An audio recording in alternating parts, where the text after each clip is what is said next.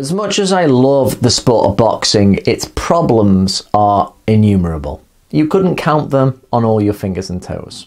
Too many champions, too much inactivity, too many fighters who haven't even made it that start to refer to themselves as the A-side, like the Floyd Mayweather. Another big problem, an underrated problem, is to do with the language, with phrases, sayings that have been used now to the point that they have lost all original meaning. And I would like to bitch about some of them. It's a 50-50 fight. It's a real, genuine 50-50, this affair. That has come into vogue, I feel, really over the last 5 or 6 years. Anytime you get a half-competitive fight on paper, especially if it's on pay-per-view, they've got all the reason then to say, this is 50-50, you have no idea who is going to win. Any fight is supposed to be at least competitive. The only time you would willingly buy a fight that was probably going to be one-sided would be maybe for Mike Tyson, who was just super exciting. That's it. All fights are supposed to be competitive.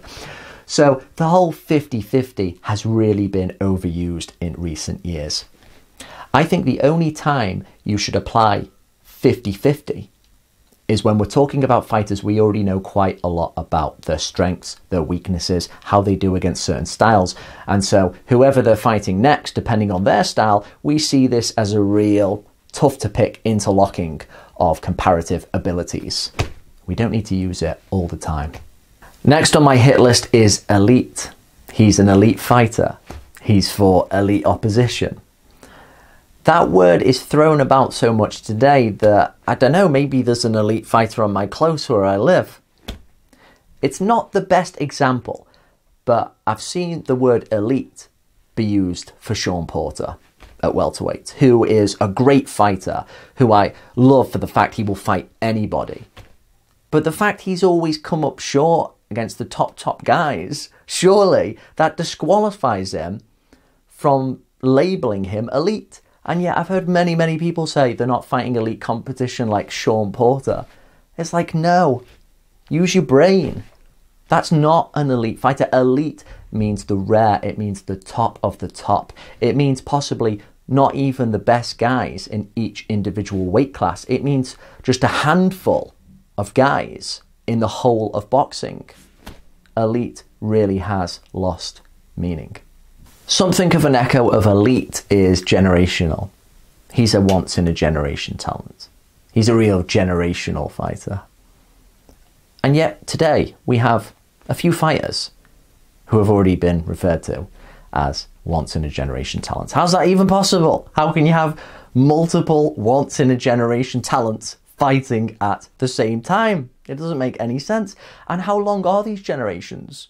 Is it supposed to be every 20 years or so? Because the amount of talent that boxing will pump out in 20 years is incredible.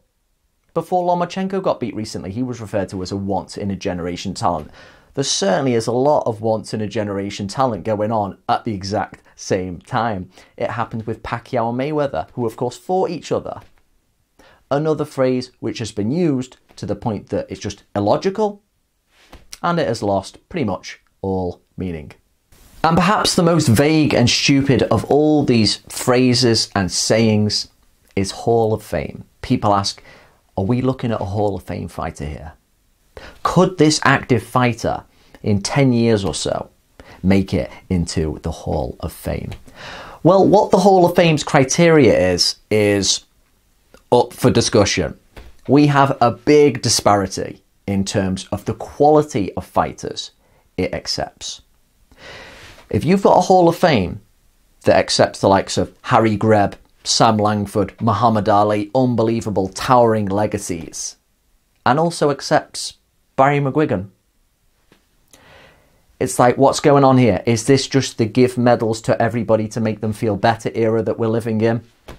Because no disrespect to the clone cyclone, Barry McGuigan, featherweight champ back in the day, but to compare his resume to, say, Muhammad Ali's, or even say somebody like Eric Morales, say, a more modern fighter, it absolutely pales in comparison. And that doesn't take away from what, say, the likes of a McGuigan has contributed to boxing overall with commentary, with how much of a sensation he was in Northern Ireland.